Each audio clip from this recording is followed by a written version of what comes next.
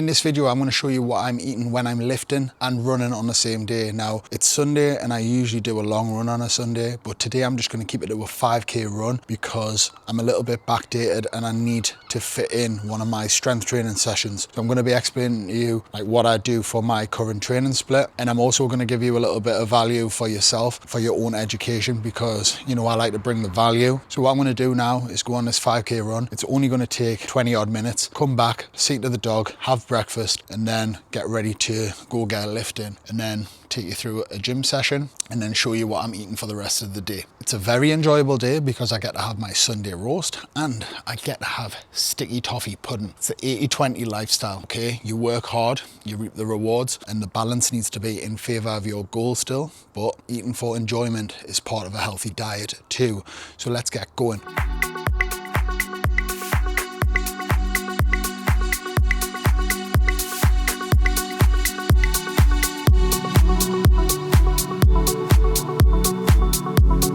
So I only started running in January and I hated it. I couldn't run more than 10 minutes when I first started. It's one form of cardio that I thoroughly enjoy, and because I enjoy it, it keeps me fit and it keeps me healthy. So it really doesn't matter what sort of cardio you're doing, just make sure that you're enjoying it so that you can actually do it long term. That's what really matters. So there's 5K in 24 minutes. It was actually 23 minutes, but by the time I actually pressed stop, 24 minutes 17. Hardly even broke a sweat. Could have went all day doing that, but got so much to do, so happy with 23 minutes of running. Go to the shop, get some water, crack on with breakfast, see to Pablo, and then start getting mentally prepared for lifting weights. Build that appetite extra high for Sunday roast. Can't wait.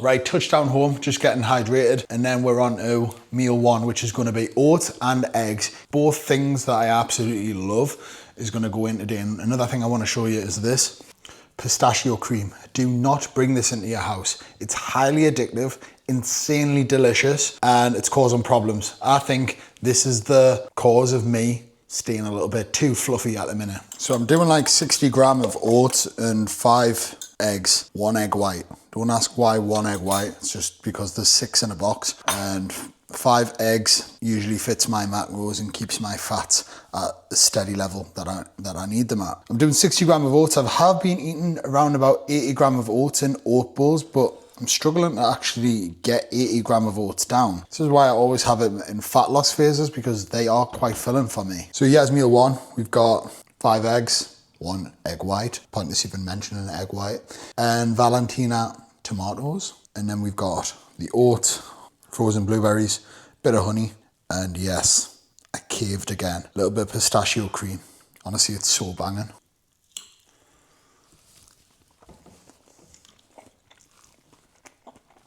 So with it being Sunday and it's the day where, you know, I do have a Sunday dinner, I allow myself to have a bit of sticky toffee pudding or something like that. If you've got that planned and you're trying to stay on track, that's fine. Where people go wrong is they have an off-plan meal and then they think that they've sabotaged their progress and then they go on a binge. It's silliness, okay? Just make sure that your meals around the planned off-plan meal are on point and you can have the best of both worlds.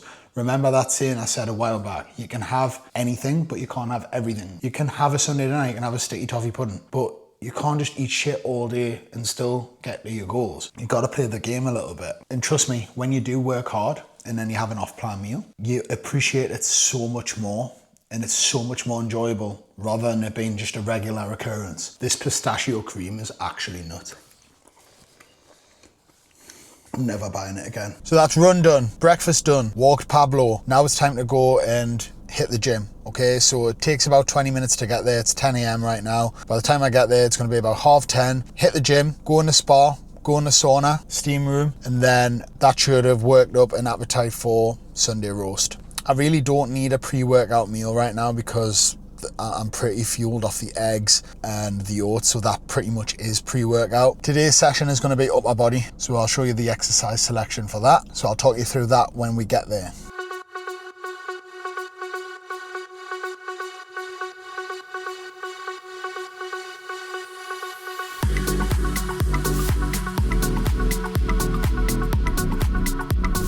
So I always just jump on a treadmill and just walk to get mentally prepared before training, just for about 5-10 minutes. And I'm going to be honest, my training split has been all over the place at the minute, because I've been moving around towns, been dog sitting for my mate, and I haven't had a solid gym to work out of. But I did find this gym that's just opened in Newcastle city centre, and it's absolutely dead because it's just brand new. It's clean, it's quiet, and it's got decent kit, life fitness and hammer strength stuff. So it's gonna be the one for making content and just training out of, to be honest. So today is a back focused upper body workout. And what I mean by back focused is I will be starting the session with back exercises where I'm the most fresh. So I've got more output and energy to put into these lifts, because I do feel like my back needs to improve. So we're gonna start the session with back and then move into the rest of the upper body.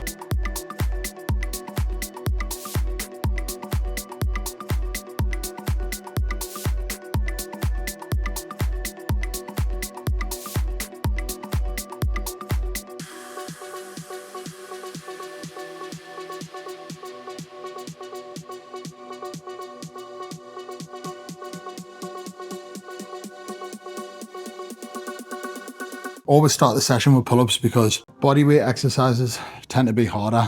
And if you're going to try and do them when you're fatigued, back end of the session, probably not going to get as many. So always start with pull-ups.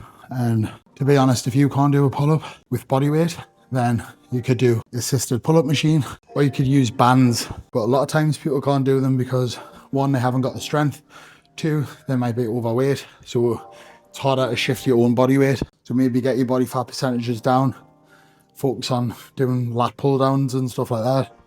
You don't have to do a pull up, okay? If you want to do a pull up, you can work your way up to doing that. Once you get stronger, once your body weight and strength ratio is on point. This is another thing with exercise. People marry exercises. People think they need to do deadlifts, they need to do squats or back squats. Exercises should be individualized, okay? Meaning if it works for you and your body, then it's okay to do. You might think that you need to do a back squat, but you might have extremely long femurs and it might be a shit show for you to actually do. And then you might be wondering, oh my God, why can't I do this exercise? Am I shit? It's not that you're shit. It's just the exercise might not fit your frame and your structure of your body.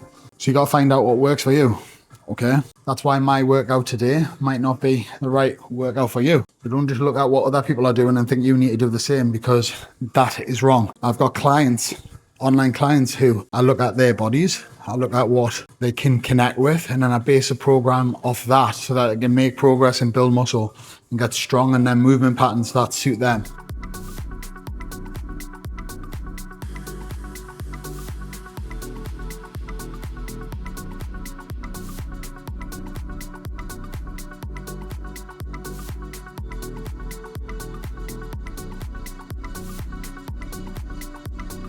So we're on a barbell bent over rows now. This is a technical movement where you need to hinge at the hips and keep yourself stable in position as you're rowing. It's not for everyone. The reason why I've got this in my plan is because I really want to get strong in that position. And when you're bent over and you haven't got a brace on your stomach, like a T-bar row, for example, you're just having to hold your body still. It's going to work your erectors as well, okay? And I feel like I need to work my erectors as well. And this is why I've got barbell bent over rows, and it's a great back exercise, great back builder. If you can't do it, if you haven't got the stability, if you're a beginner, use a machine. It's fine to use a machine, it's fine to use a T-bar row. Just got to think about what you're trying to target when you're doing this exercise.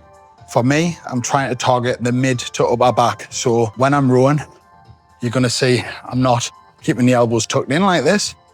I'm actually keeping a slight flare so that I can hit the mid to upper back. So this is going to be my first set. I'm not massively strong with back, to be honest. Maybe that's why it's a weak area.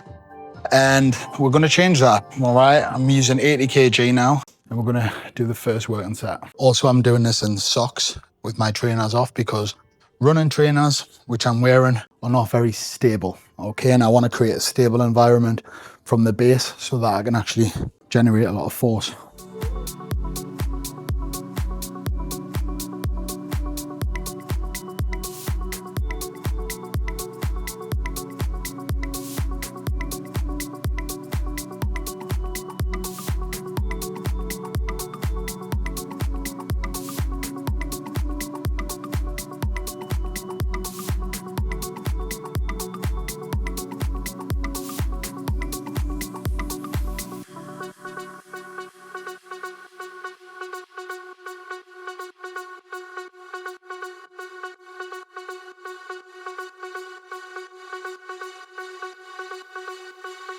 Now, the reason why on the last few reps there, I touched the floor and turned it into a bit of a pendlay row is because I reached failure. I couldn't get my elbows back further, so I got a few more reps out by pausing and giving myself a little bit of a break. Yes, you lose a little bit of tension, but I'm still able to row a few more reps. It's just a little trick to get more out of the lift.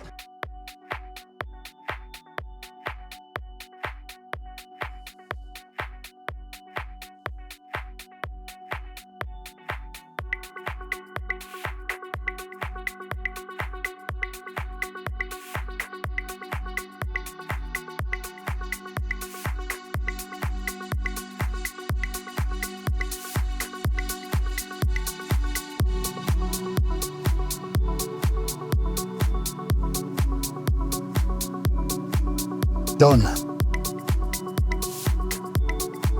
So now I'm moving on to a single arm row. So the way I'm going to do this is I'm going to get a cable stacked like this, set up a bench, and then row it in horizontally.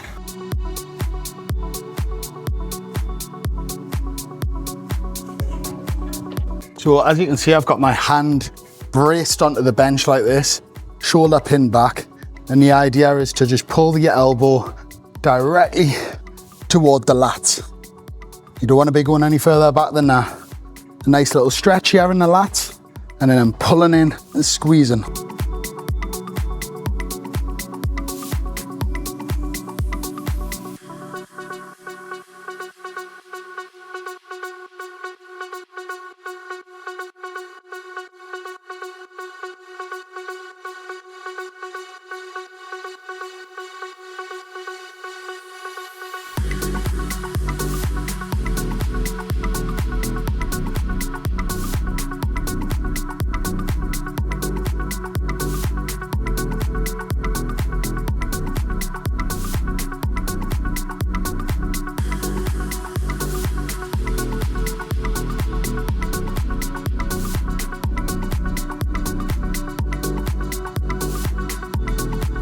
It's always good to have some unilateral movements in your workout plan. This, for example, is just going to isolate one lat at a time. And I think you can target your lats a little bit better by doing that, because when you're doing like a double arm row, like the barbell row that I've just done, you can do it in a way to target your lats, but your mid back and upper back's always going to come in as well. But when you do like a single arm row, you can really isolate the lats, which is awesome, okay, for building your back. If you want to really work your lats, do single arm rows. It doesn't matter what row you do, just find something that you connect well with. Cables, you cannot go wrong with cables, because cables are going to give you constant tension, whereas a dumbbell, the tension might drop off. You're always going to have that pull back, you're always going to have that tension with a cable. So that's why I love doing these single arm cable rows. And also unilateral movements, single leg, single arm movements are really good if you're trying to bring up a lagging body part. Let's say you've got a bigger quad than the other one. Like I have, my right leg is bigger than my left thigh. So I can do single leg extensions. I could do single leg press to try and bring up my weaker area, my smaller area up to speed with the stronger area. So you can place these into your program as and when you see fit. Fucking loving this gym, to be honest. Absolutely dead, quiet, got the place to myself, can crack on recording content without feeling like a fucking weirdo. Right then, we're on to an incline chest press. I like this machine because it converges inwards, meaning you can get a nice little squeeze. And we're just doing a warm-up set.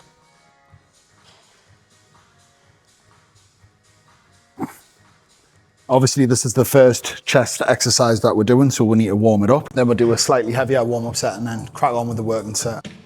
So if you look at where the handles are and the angle of the handles, make sure that your arm, the path of your arm, lines up with the angle of the handles. And it should come down like this, allowing your chest to fully stretch and open, and then pushing the biceps together at the top to really contract the pecs. Should be doing incline movements, not just flat pressing, so that you can hit more of the upper portion of the pecs as well. Everyone just wants to do flat press, bench press, because they tend to be stronger in that area. You don't want to be neglecting your upper pec.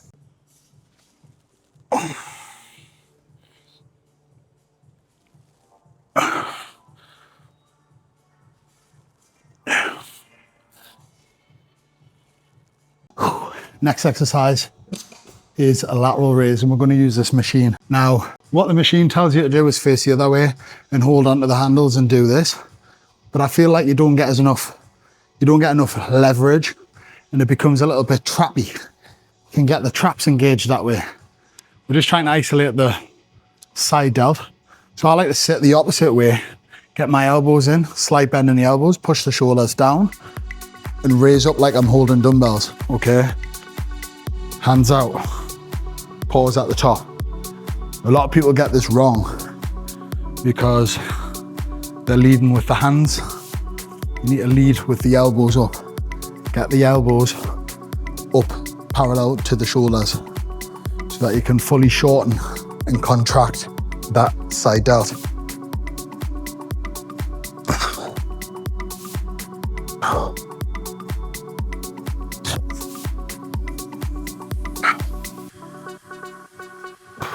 Keep the tension flowing. Ooh.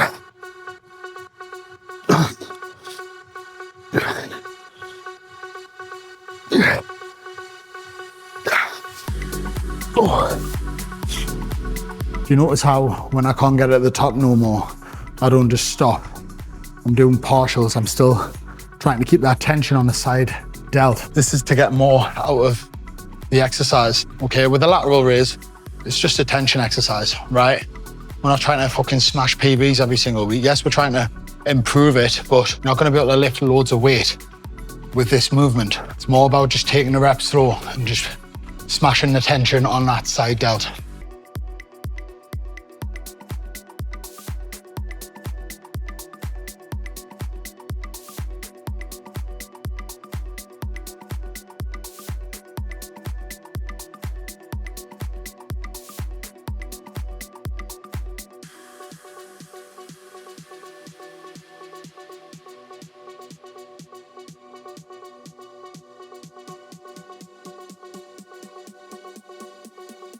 Biceps, probably one of my favorite bicep exercises, if not my favorite. Cable stack, step forward, keep the arms behind the body, curl that shit, curl that shit, curl that shit. Putting your arms behind the body like this puts your bicep in a stretch position in the length and range. You get a much better stretch and much better engagement than just doing them like this. Both ways work. This way works better.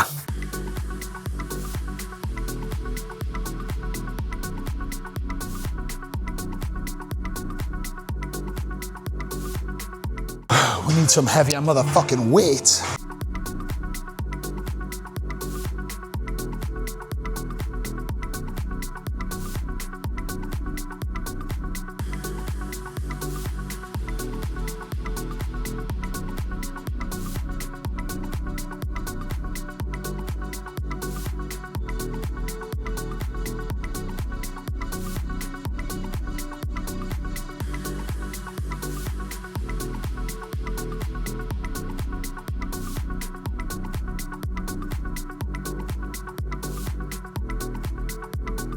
Can you see how these last reps I'm really battling for them? That's because I'm pushing to absolute failure, especially the isolation movements. Bicep curls, lateral raises, shit like that. Try not to leave any reps in reserves. Unless you're a complete beginner, fresh in the gym, these smaller muscle groups recover very fast. All right, they're not very taxing on the central nervous system. It's not like a squat, a leg press, a deadlift. Go to failure, right? Push yourself. If you're looking at a logbook or a workout program and it says 12 reps, 8 to 12 reps, don't just stop when you get to 12 if you've got more in you. Keep going. And if you can keep going beyond 12, then that's a sign that you are probably lifting a little bit too light. So that's feedback that you need to adjust the weight and use the rep ranges as guides to allow you to know what weight to be using. And when I say go heavy, that's subjective to everyone, all right? It's heavy enough for you to be challenged and for you to have an intense workout. So make it intense, providing your form and your technique's good. So if you're thinking about, oh, Yusuf, what should my training split be? Then here's a little framework for you to copy, okay? So step one is frequency. How many days per week can you realistically commit to going to the gym? Now, a lot of people get this wrong, okay? Because they're so eager and enthusiastic, or it could be the other way, they aren't enthusiastic and they don't go enough. But look, how many days per week can you realistically go? Everyone starts and they think, right, I want to do 5 days per week, but if you're a complete beginner, that's going to be too much, okay? So there's levels to this. First of all, we need to understand where you're at. Are you a beginner, like a true beginner, first week into the gym? Are you just a beginner to intermediate? You've been going for a little while, but you're still learning. You still haven't got a great skill set in the form of executing exercises and training. Are you intermediate? Or are you advanced? All right, and then we can figure out, you know, what the right training split is for you. So how many days per week can you train? If you're a true beginner, I'm gonna say 2 to 3 days per week is enough, okay?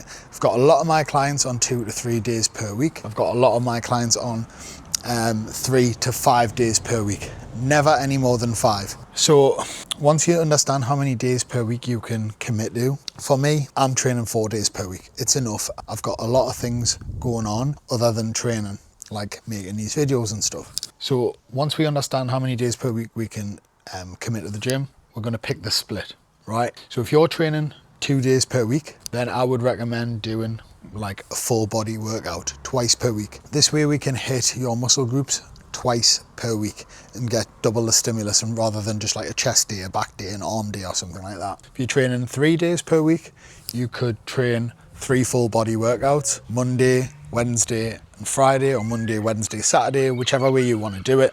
But with it being full body, you'd probably want to have rest days in between. If you're training 4 days per week, like me, you could do upper, lower, upper, lower.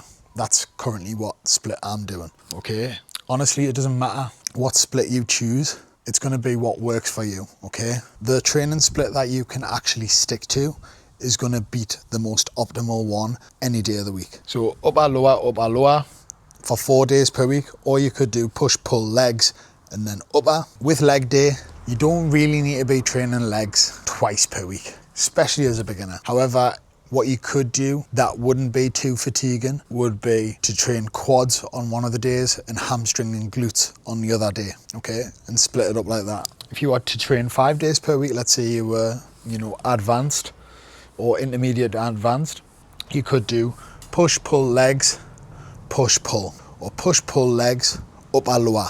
Before my Marbella photo shoot, for a good 3 years, I was doing push, pull, legs, push, pull, and then push, pull, legs, chest and back, and then delts and arms. And to be honest, now I would not thank you for 5 days of bodybuilding style training.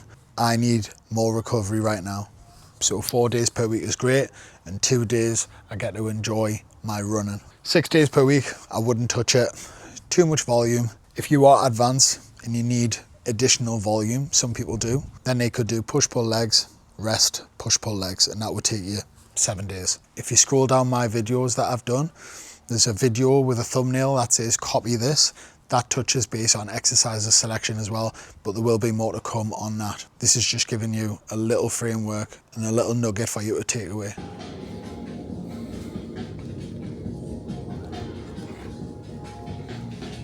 Gym and sauna done. Time to go and get dinner. What a lush day it is today.